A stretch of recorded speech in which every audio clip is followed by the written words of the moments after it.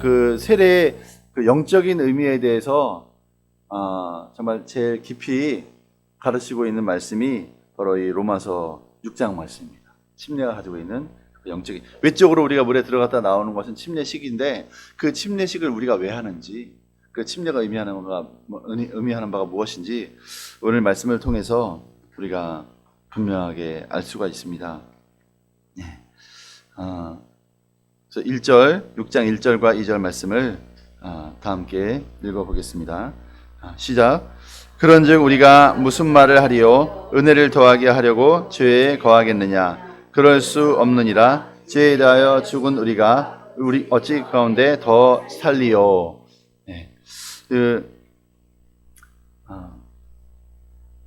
많은 사람들이 은혜 안에 있지만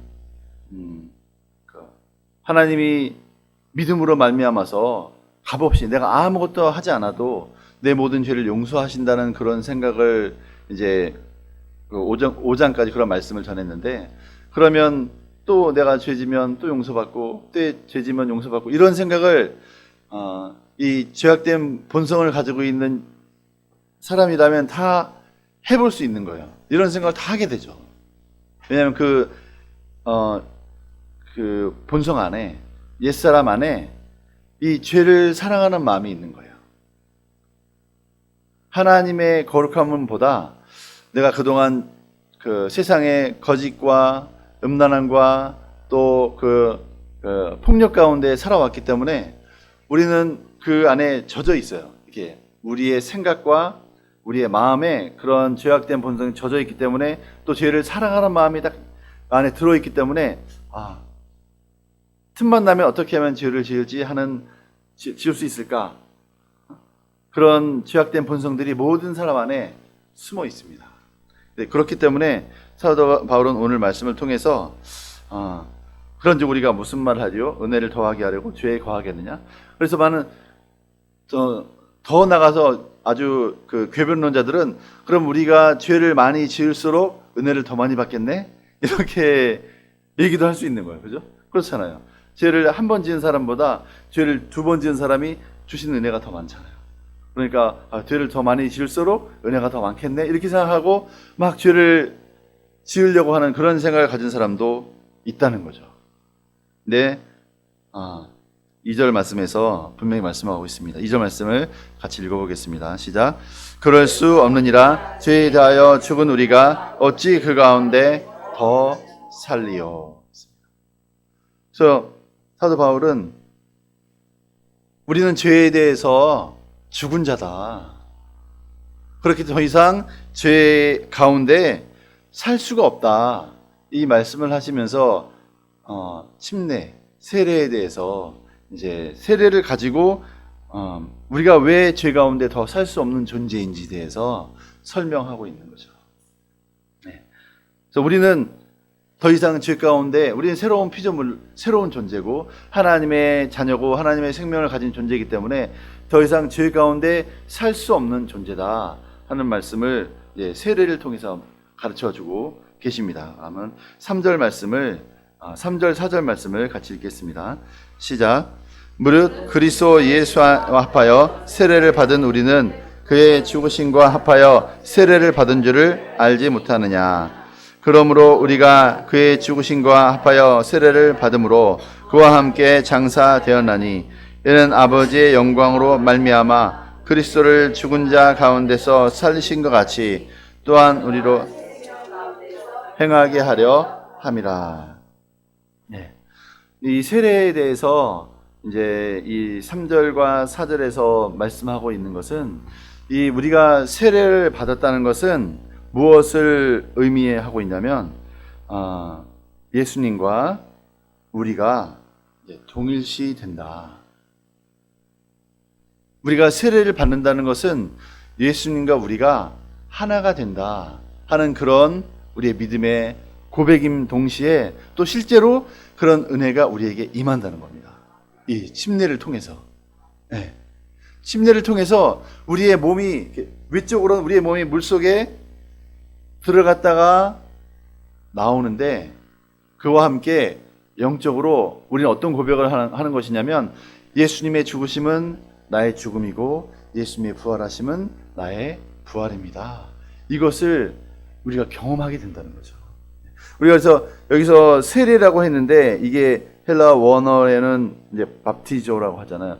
밥티조라는 말 뜻은 그냥 이렇게 뿌린다는 뜻이 아니라 물 속에 완전히 담가놨다가 뺀다는 의미입니다. 네. 마치 저거랑 똑같은 거죠. 김장할 때 배추한테 배추 소금을 뿌리고 절이잖아요. 배추를 절일 때 위에서 물 뿌립니까?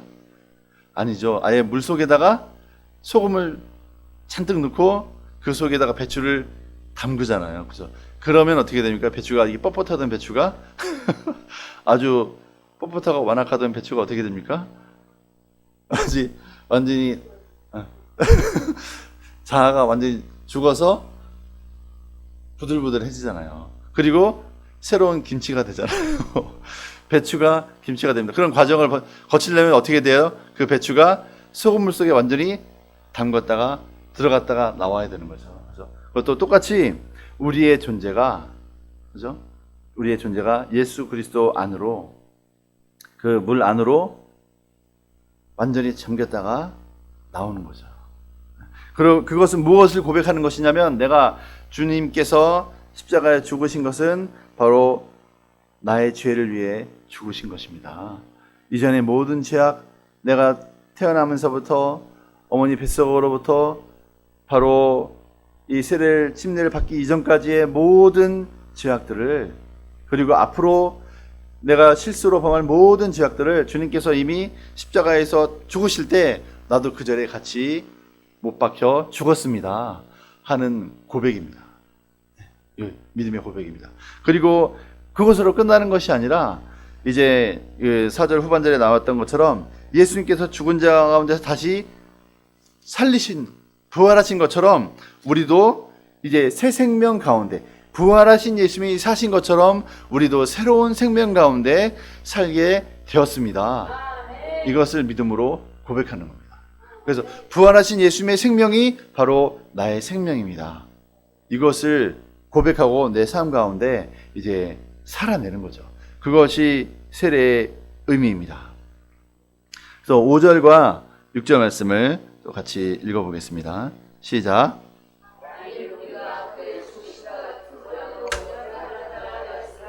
또한 그의 부활과 같은 모양으로 연합한 자가 되리라.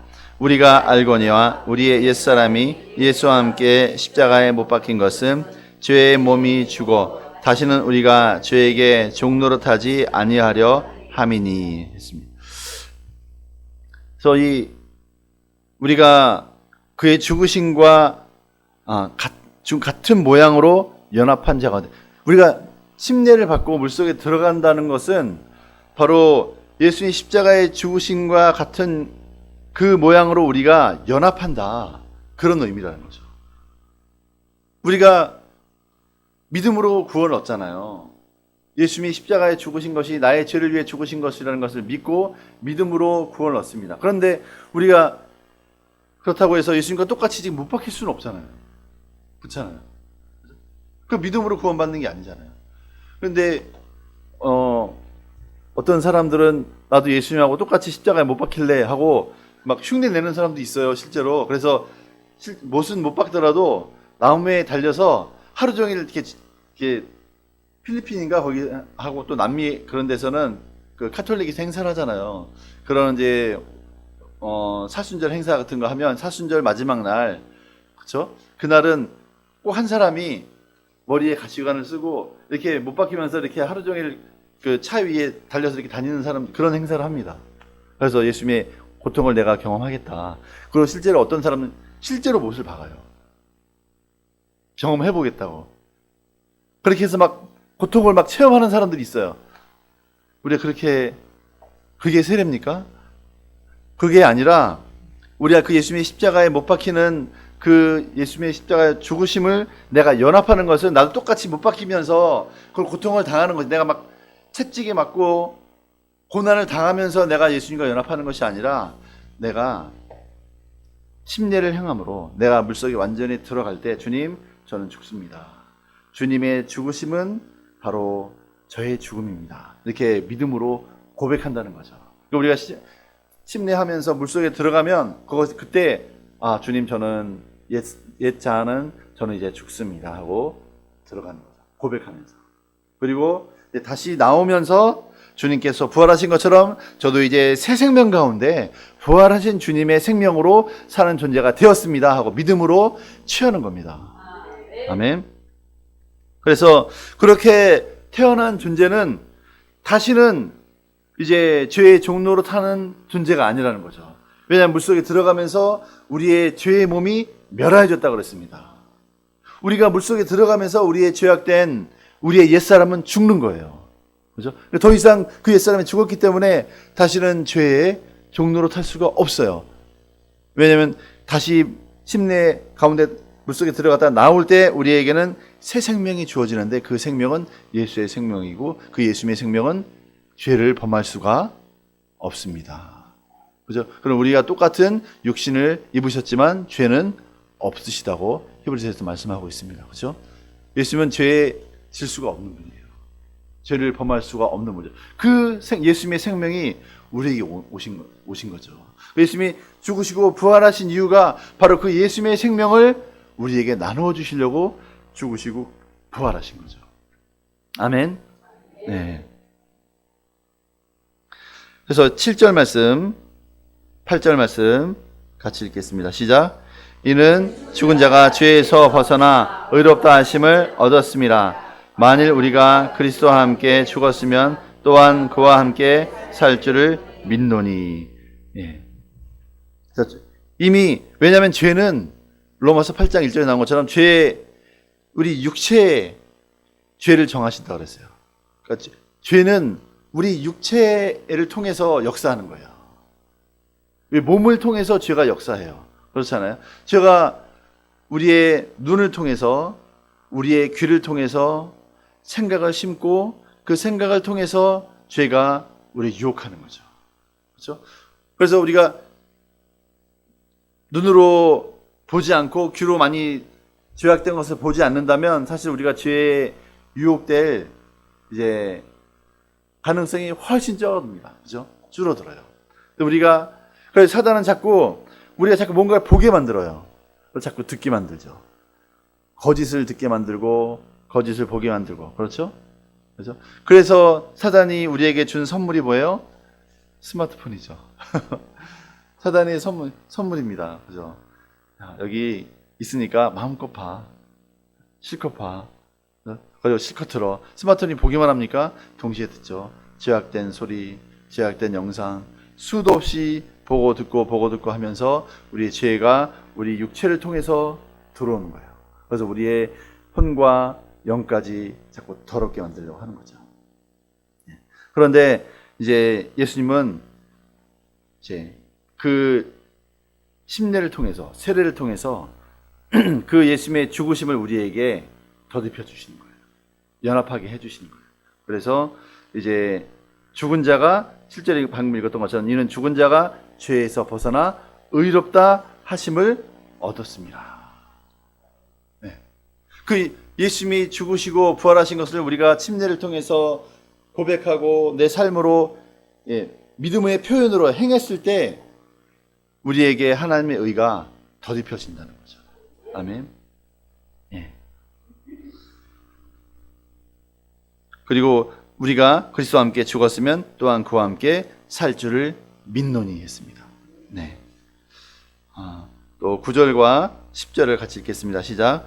이는 그리스도께서 죽은 자 가운데서 살아나셨을 때 다시 죽지 아니하시고 사망이 다시 그를 주장하지 못할 줄을 알미노라. 그가 죽으심은 죄에 대하여 단번에 죽으심이요 그가 살아계심은 하나님께 대하여 살아계심이니.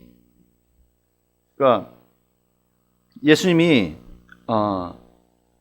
죽었다가 예수님은 여러 번 죽지 않으셨어요. 딱 한 번으로 끝났습니다. 십자가에 죽으시고 부활하시고 나서는 사망이 다시는 그를 주장하지 못한다고 했습니다. 그러니까 십자가에 죽으시고 부활하시기 전에 예수님의 몸은 우리의 사람의 연약한 몸을, 우리가 똑같은 몸을 입으셨기 때문에 연약한 거예요. 그래서 못 박히면 죽는 거예요. 죽으실 수밖에 없었어요. 그래서 우리의 죄를 대신 지시고 죽으셨습니다. 그런데 한번 부활하시고 난 예수님의 몸은 어느 누구도 죽일 수가 없는 거예요. 어느 누구도 죄에 빠뜨릴 수 없고, 그렇죠. 이미 예수님의 부활의 그 몸은 어느 누구도 죄에 빠뜨릴 수가 없고 유혹할 수가 없어요. 물론 그 전에도 예수님은 죄를 짓지 않으셨지만 우리랑 똑같은 연약한 육체의 몸을 가지고 계셨죠. 그래서 요한복음 4장에 나온 것처럼 이 사마리아 지방을 걸어가실 때도 행로에 권하여 우물 곁에 앉으셨다고 했습니다. 그러니까 육체의 몸, 연약한 육체를 가셨기 때문에 이 중동의 떼약 밑에 그 정오의 길을 1시간, 2시간 걸으면 예수님 피곤하신 거예요. 그렇죠? 그리고 그 피곤하시기 때문에 주무시는 거예요. 예수님도. 육체를 가지셨기 때문에 어쩔 수가 없어요. 근데 부활하신 예수님이 주무실까요?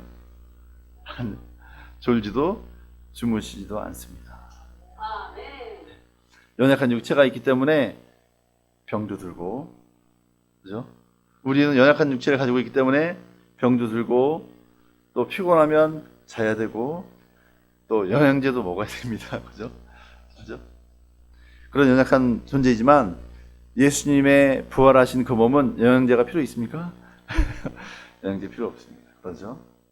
또 뭐 아파서 병원 갈 필요도 없고, 그래서 뭘 이렇게 막 먹어야 힘이 나는 그런 몸도 아니에요. 하지만 먹을 수도 있습니다. 그죠? 천사와 같은, 천사가 배고프면, 천사가 배고파서, 배고파. 때를 따라서 식사합니까? 천사가? 그렇지 않죠. 하지만 천사들도 먹을 수는 있습니다.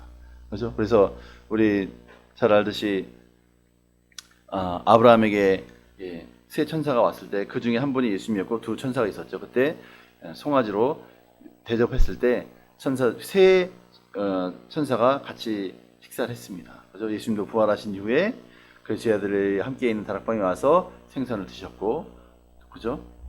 생선을 또 부활하신 이후에 요한복음에 나온 것처럼 그 제자들에게 잡은 생선을 153마리 생선을 가져오라고 하셔서 생선을 또 구워주시고 그것을 먹으라고 하시고 같이 식사하셨죠. 그러니까 부활의 몸은 먹을 수도 있지만 안 먹는다고 힘들고 지쳐 빠지는 우리의 연약함은 육체하고는 다른 거예요.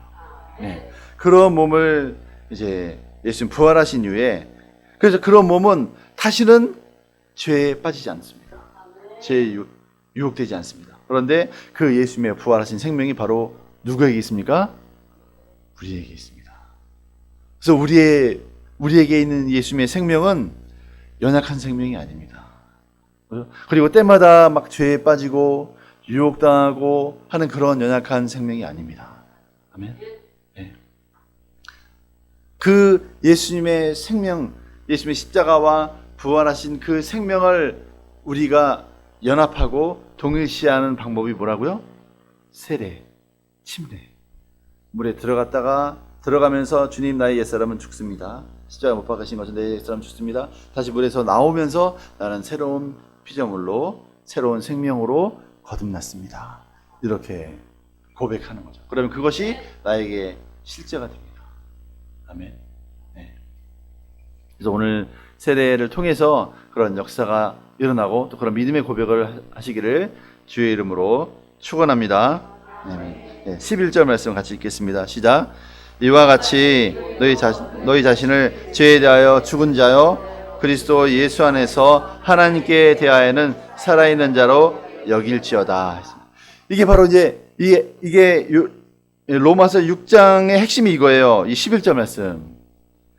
이와 같이 너희도, 다시 한번 읽어보겠습니다. 시작. 이와 같이 너희도 너희 자신을 죄에 대하여는 죽은 자요 그리스도 예수 안에서 하나님께 대하여는 살아있는 자로 여길지어다. 이게 침례의 핵심이고 이 요한복음 6장의 핵심이에요. 그런데 이제 우리가 이 여길지어다라는 이 단어에 대한 이해가 좀 부족하면 이 절의 이 의미를 정확하게 이해할 수가 없어요. 그러니까 이 앞에 말씀, 너희는 너희 자신을 죄에 대하여 죽은 자요 그리스도 예수 안에서 하나님께 대한 살아있는 자다. 왜 그런지는 우리가 알잖아요. 그죠? 예수님의 십자가에 죽으시고 십자가에 부활하신 것을 무덤에서 부활하신 것을 우리가 믿음으로 취할 때 이 예수님의 죄에 대한 죽으심과 하나님께 대한 살으심, 그 의가 우리 것이 된다는 것을 아는데, 그래서 여길지어다 그랬습니다. 이건 여긴다는 말은 그게 아닌데 그냥 그래 그렇게 그래 이렇게 여긴다는 그런 의미가 아니에요. 이거는 그 킹제임스 버전에서는 레컨이라고 했는데, 이 레컨이란 말 뜻은 뭐냐면 완전히 그렇게 확정되는 거예요. 뭐 회사를 경영하고 이제 회계를 하는 분들은 이제 더 이제 그 개념에 대해서, 이게 사실은 이것도 회계 용어예요. 우리가 다 이루었다 하는 예수님의 테텔레스타이도 그 회계 용어고, 여기서 여기다 하는 말도 사실은 회계 용어였어요. 그래서 레컨, 이게 어떤 용어냐면 결산을 한다는 뜻이에요. 회사를 하는 분들은 잘 알겠지만 이제 매년 법인은 3월 되면 결산하고 또 개인 사업자는 5월이나 6월 되면 이제 결산을 하는데, 결산하면 전년도 소득이 이제 얼마를, 부채가 얼마고, 그 다음에 자산이 얼마고, 그죠? 그 다음에 수익이 얼마고, 이렇게 비용이 얼마 썼고, 또 수입이 얼마였고, 그죠? 이걸 다 결산하고 마지막에, 그러면 작년 2018년도는 그래서 남은 수익이 1억이다. 그거 딱 결과가 나오는 거예요. 그래서 결산, 마지막 도장 딱 찍는 게 결산하다, 그 뜻이 이 레콘이라는 뜻이에요. 그게 딱 끝난 거예요. 그래서 예수님이 십자가에 죽으심으로 부활하심으로 그것을 믿고 내가 예수 그리스도 안에서 물로 믿음으로 물 가운데 들어가서 침례를 받고 나옴으로 나의 예수님의 모든 그 십자가의 공로가 바로 내 것이 됐다. 그것이 내 것이다. 예수님의 생명은 바로 내 것이다 하고 딱 믿음으로 받아들이는 게 여기다 이 말 원래가 뜻입니다. 아멘. 네. 더 이상 끝나는 거예요. 딱 결산으로 끝난 거예요. 더 이상 손 못 대는 거죠. 그것처럼 우리의 삶도 마찬가지. 우리가 믿음으로 예수 그리스도 안에서 침례를 받으면 끝나는 거예요.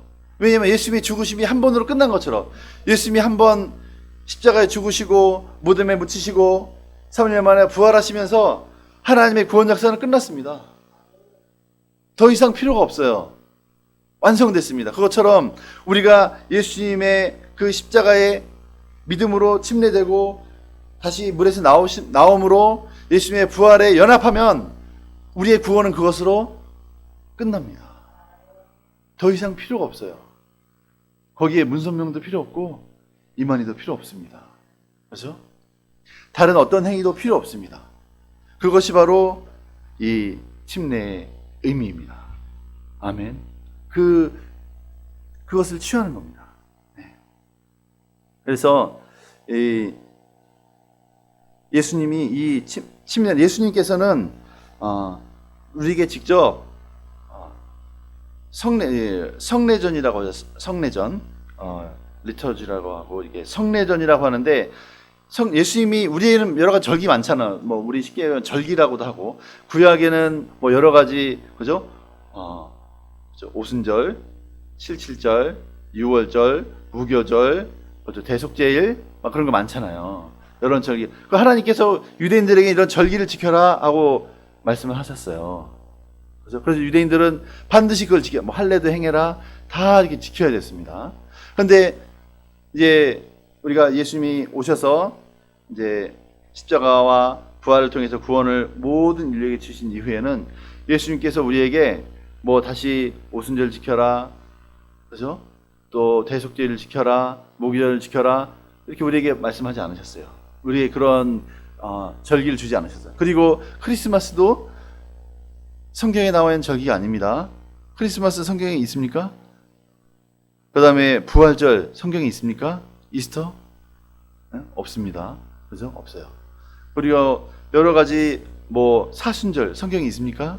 없습니다. 우리가 이제 하지만 교회에서 전통상 이렇게 절기를 따라 우리가 이런 절기를 지키면 우리의 신앙에 유익이 된다 해서 교회에서 지키는 절기들이죠.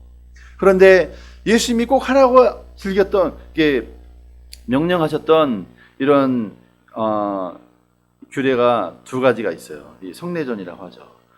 카톨릭에는 뭐 열 몇 개가 있잖아요. 성례전이 열 몇 개 있죠? 많죠. 카톨릭이 있다고 오셨던 분 여러 가지 이 성례전이 많아요. 그죠? 그런데 이제 실제로 예수님이 직접 하라고 우리에게 가르치셨던 성례전은 딱 두 개밖에 없어요. 뭐죠? 성만찬. 그래서 이 성만찬은 예수님께서 이제 누가복음 22장 19절에 나온 것처럼 너희가 성만찬은 뭘 기념하는 겁니까? 예수님의 찢기신 몸과 흘리신 피를 기념하라. 그래서 너희가 이 떡을 떼고 이 포도주 잔을 마시면서 나를 기념하라 했습니다. 그리고 예수님께서는 그 마리아가 예수님의 머리에다 기름을 붓고 그 머리털로 예수님의 발을 닦을 때도 예수님 뭐라 그랬어요? 너희가 이 여인이 한 것을 기록하여 기념하라. 나의 죽음을 기념하라 했습니다. 그러니까 예수님은 예수님의 십자가에 죽으시면서 몸이 찢기시고 피가 흘리신 것에 대해서 기념하라고 했어요. 그래서 이제 우리가 성만찬도 해야 됩니다. 할 겁니다. 그래서 성만찬도 해야 되고, 그러면서 우리가 해야 될 일 뭐냐면 예수님의 그 찢기신 몸과 흘리신 피를 통해서 나의 모든 죄가 사해진 것을 잊지 않고 때마다 기억하도록 이렇게 하신 거죠. 그리고 이제 그런데 이 세례는 뭐예요? 성만찬은 계속해서 반복해서, 그래서 초대교회에서는 이 성만찬을 매주 했습니다. 그죠? 매주 예배 보기 전에 하고 이렇게 성만찬을 하고 예배를 드렸는데, 오늘날은 이제 어떤 분 1년에 한 번, 1년에 한 번 하는 교회도 있고 한 달에 한 번 하는 교회도 있고, 또 어떤 교회는 매주 하는 교회도 있습니다. 다 기념해서. 그런데 자주 하면서 기념해야 되겠죠. 그래서 저희도 하겠습니다. 그리고 이제 이 세례는 예수님께서 말씀하셨어요. 예수님께서 이제 마태복음 28장 말씀 한번 보겠습니다. 마태복음 28장.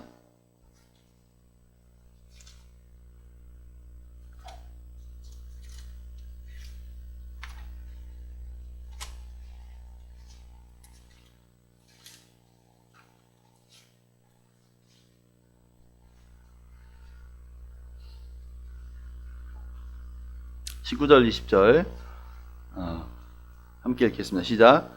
그러므로 너희는 가서 모든 민족을 제자로 삼아 아버지와 아들과 성령의 이름으로 세례를 베풀고 내가 너희에게 분부한 모든 것을 가르쳐 지키게 하라.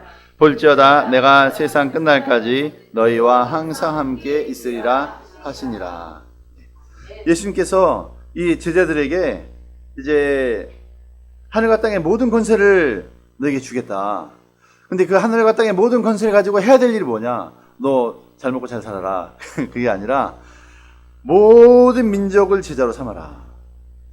그래서 아버지와 아들과 성령의 이름으로 세례를 베풀고, 이 세례가 사실은 이게 침례라고 했죠. 그래서 세례란 말 뜻은 이게 씻을 새입니다. 씻을 새.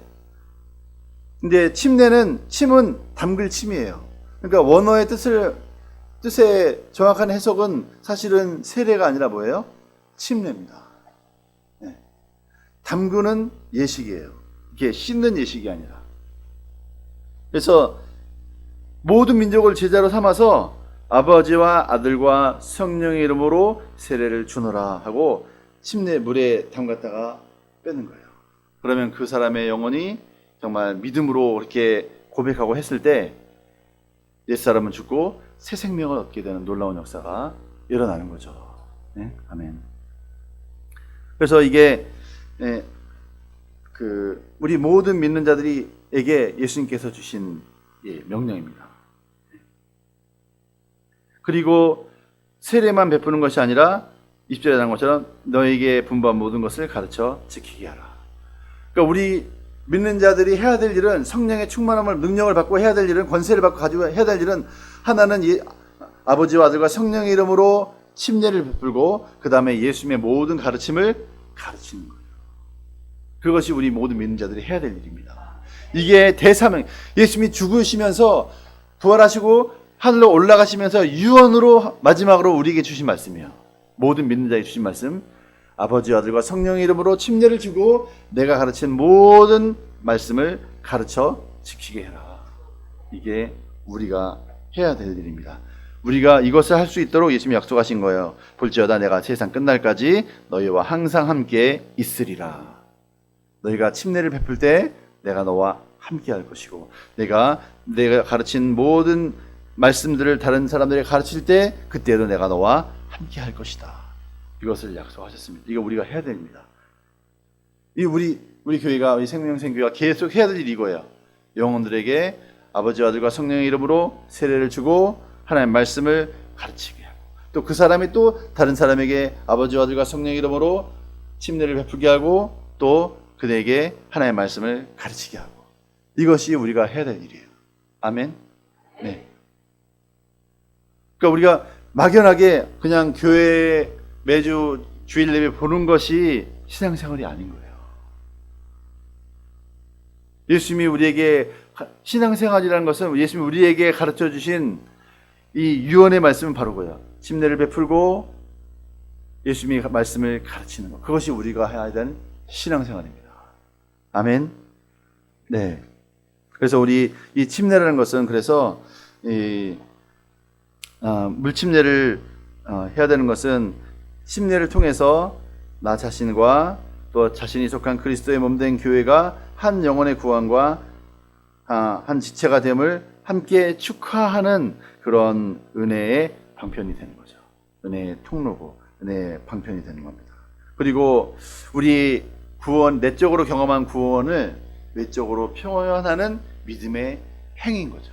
믿음의 행위. 그래서 말로만 나 믿어, 나 예수님 믿어. 그게 아니라 실제로 내가 침례를 받음으로 내가 믿음으로 이제 공표하는 거죠. 다른 사람들 앞에. 네. 그래서 이 침례라는 것이 계속 이런 의미들이 있는 거예요. 그리스도의 아까 얘기한 것처럼 그리스도의 죽으심과 장사됨과 부활하심과 나 자신이 연합했다. 동일시된다. 그것에 대한 의미이고 또 아까 말씀은 예수 그리스도께서 우리에게 주신 대사명. 그래서 아버지와 아들과 성령 이름으로 세례를 받고 침례를 받고 그것을 받는 것이고 또 이 구원을 내적으로 경험한 먼저 우리가 구원의 은혜를 누릴 수 있습니다. 그죠? 우리가 구원 꼭 침례를 받아야 그때부터 구원받는 게 아니에요. 그 전에라도 내가 믿으면 구원을 얻는 거잖아요. 그렇죠? 그걸 얻는데 그것을 믿음으로 공표하는 거예요. 내가 삶으로. 그 예수님이 그걸 하라고 하셨기 때문에 우리가 하는 거죠. 그러면 결국에는 우리가 어떤 사람이 침례를 받는 건가? 세례를 받는가? 뭐죠? 어떤 사람이 침례를 받습니까?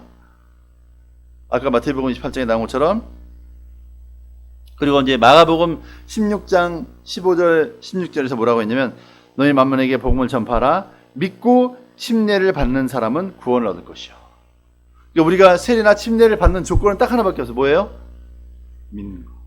뭘 믿는 것입니까? 바로 로마서 10장 9절 10절에 나온 것처럼 내가 만일 내 입으로 예수를 주로 시인하며 또 하나님께서 그를 죽은 자 가운데서 다시 살리신 것을 내 마음으로 믿으면 구원을 받으리라. 사람이 마음으로 믿어 의에 이르고 입으로 시인하여 구원에 이르느니라. 이 로마서 10장 9절 10절의 말씀을 내 마음 가운데 믿으면 이제 침례를 받는 거죠. 그러면 침례는 누가 베풀어야 하고 또 언제 받아야 하는가? 우리는 전통적으로 교회에서는 이제 목사님들이 이제 물을 뿌리면서 침례를 많이 해왔죠. 그죠? 그런데 이제 침례교나 수많은 교회에서도 점점 이제 성경에 있는 대로 하는 거예요. 이제 점점 전통에 의해서 하는 게 아니라 그래서 성경에는 침례를 목사만 침례한다고 써있지 않아요. 네. 성경에는 특히 이제 사도행전에 그런 예들이 많이 나오는데 사도행전 2장에서도 오순절날 많은 사람들이 예수님 믿고 그날 다 세례 받았어요. 바로 내가 예수님을 믿으면 믿고 구원을 받은 바로 그날 세례를 받았어요. 그때 오순절 몇 명이 구원받았습니까? 5천 명? 5천이 받은 그 사람들이 다 요단강에 간 거죠. 요단강에 한 어느 강에 가는지 모르겠지만 다 이제 심례식을 그날 다 하겠습니다. 또 사도행전 8장에서도 빌립이 그 이디오피아 내시가 예수님의 십자가 이사야서 53장을 읽다가 예수님의 십자가 의미가 이게 도대체 무슨 말인지 모른다고 했을 때 하나님이 광야로 나가라 했을 때 그 말씀에 순종해서 광야에 나가니까 사람이 있는 거예요. 그 내시가 이제 오순절을 지키고 집으로 가는 중이었죠. 그때 내가 이사야서 53장을 읽으면서 마차에 타고 참 이 영적으로 참 소문이 많은 사람이에요. 이디오피아 그 내무장관이잖아요. 그죠? 얼마나 부귀 영화가 있는 사람이었음에도 불구하고 이 구원과 영적인 소원이 충만해서 성경을 마차를 타고 가면서 성경을 읽는 거예요. 이사야서 53장 읽으면서 야, 이게 도대체 무슨 말이냐.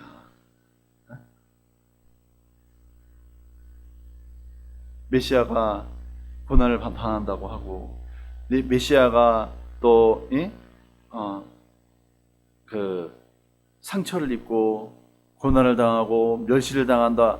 이게 무슨 말이냐? 어떻게 메시아가 멸시를 당하고 고난을 하고 결국 죽느냐? 이게 말이 되냐? 이렇게 고민하고 있을 때 이제 빌립이 가서 내가 읽는 글을 깨닫느냐? 이렇게 얘기했을 때 내가 깨닫지 못한다. 그때 올라타서 마차에 타서 이 이사야서 53장을 가르쳐줬을 때 그렇구나. 바로 예수님이 얼마 전에 오순절에 죽었던 그 예수님이 메시아구나. 이게 이사야 선지자가 예언했던 그 메시아구나. 그걸 깨닫고 내가 어찌 믿는데 침례를 받는 것을 내가 그 말이요. 그래 가서 바로 그냥 침례를 받았잖아요. 믿는 빌립이 바로 거기서 침례를 줬습니다. 그리고 또 아나니아가 바울이 안수를 받고 예수님을 믿게 됐을 때 그때도 이제 아나니아가 바로 침례를 베풀었습니다. 그리고 사도행전 10장에서도 베드로가 고넬료의 집에 가서 그 가족들이 다 구원받았잖아요. 그날 그 가족들을 다 침례를 베풀었습니다. 그죠? 그리고 바울과 신라가 그 사도행전 16장에 나온 것처럼 그 간수, 그죠? 그 간수에게 복음을 전하고 온 가족이 구원받았을 때도 그날 바로 그 가족에게 침례를 베풀었습니다. 그죠? 그래서 침례는 복음을 전한 사람이 바로 그 사람이 예수님을 영접할 때 그 자리에서 바로 하는 거예요. 그런데 이제 그 편의상 이제 중동 지역에는 물이 많지 않기 때문에 물이 없으면 어떻게 침례를 받습니까? 그러니까 이제 그냥 간략하게 물을 뿌리는 것으로 대체하고 이렇게 오다가 이제 카톨릭에서 물을 뿌리는 것으로 그냥 그 성례절이 정해져 버린 거예요. 그래서 그 이후에 종교 개혁을 통해서 카톨릭에서 개신교가 빠져나왔지만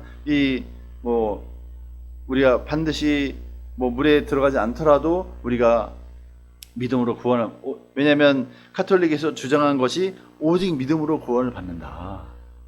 이것을 주장하고 빠져나왔기 때문에 그 외의 것에 대해서 어떤 행위에 대해서 말하는 것이 이제 꺼려진 거죠. 그런데 이제 오직 믿음으로 구원을 받는다는 것은 이미 우리에게 종교개혁을 통해서 우리에게 이미 모든 사람들에게 이제 설득이 되어졌고, 이제는 이제 믿음으로 침례도 우리는 침례 받을 수 있잖아요. 그죠?